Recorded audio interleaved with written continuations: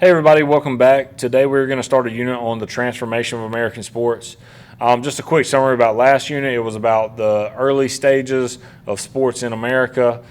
We covered things from Native American sports like lacrosse and Toley, all the way into the earliest sports of like baseball and how they were formed. We talked about sporting fraternities and how they centered around things like billiards, boxing, all that stuff. We talked about railroads and why they were important to sporting leagues and teams. And so today we're going to talk about how those sport like beginnings are lead into what we think of as sports today. So first we got to talk about ethnic sports in American culture. So many sports from Europe began to move into American culture. I just talked about the original American sports, but there were a lot of European sports that immigrants brought with them over into America that Americans liked and began to play themselves. Then immigrants also integrated into the American sports, so you had a great mixture of different sports being played. You also had some of the same sports being played, but then they were being played completely different, so they were merged in the strategy for those sports, and so that would change how the sport was played here. It even brought how European sporting clubs to play with American sporting fraternities on a major scale. The first group we're going to talk about are Czechs or Czechoslovakians. So the Czechs were involved with sports like gymnastics. You have to think Czechoslovakia is in Eastern Europe. It's very cold, not the best weather in the world. So they spent a lot of time indoors. However, they really focused on wanting to keep a healthy body while remaining free thinkers. And gymnastics is one of the best ways to do that because you have creativity through the different sports, but it also really forces you to be really in shape. I don't know if anybody's ever seen any gymnasts, but they are so incredibly in shape because of all the motions they have to do. And they never like really lift weights or anything, but because they're doing so many flips and jumps and body weight style things, their bodies are very fit, very toned, very in shape.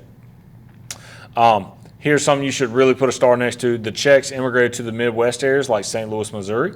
And they often stuck to themselves and resisted transition into mainstream American culture. Not all immigrants were like this, but the Czechs were for whatever reason. So moving on, talk about the Polish. The Poles also focused on gymnastics, but were more willing to integrate into American society. They largely immigrated to Chicago. That's why there's still a lot of Polish names and Polish families in Chicago today. And unlike the Czechs, the Polish really embraced American sports and oftentimes wanted to play things like baseball and football. All right, moving on, you have African Americans who are obviously not European descended, but after the end of slavery, African Americans were looking for an integration into society, and obviously African Americans love sports just like everybody else did. Contrary to popular belief, before the Civil War, African Americans and whites attended many of the same sporting events.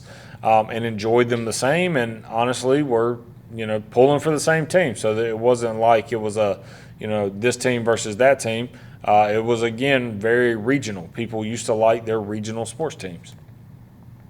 So after the end of the Civil War, African Americans faced strict segregation laws, oftentimes called Jim Crow laws, and it made it hard for them to participate in sports. It was hard for them to participate in sports because it was hard for them to participate in society.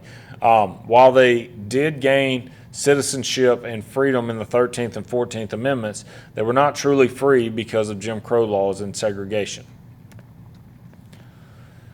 So African Americans in northern states obviously were more widely accepted, but they faced challenges just the same as African Americans in southern states. It's a common misconception that everybody in the North just loved African Americans because they didn't want slavery, but that's not necessarily always the case. A lot of people were still very racist in the North, so African Americans were still treated badly in a lot of places, even in non-slave states or non-former slave states. So in response, leagues strictly for black players began to form all over the country, the most famous being the Negro Leagues for baseball. Some of the best baseball players to ever live played baseball in the Negro Leagues. For example, you got Satchel Paige is probably going to be the most well-known player, and he eventually would cross over into Major League Baseball, but it was way after his prime. He played into his 50s. And then you have players like Josh Gibson, who was rumored to have hit more home runs than even Babe Ruth.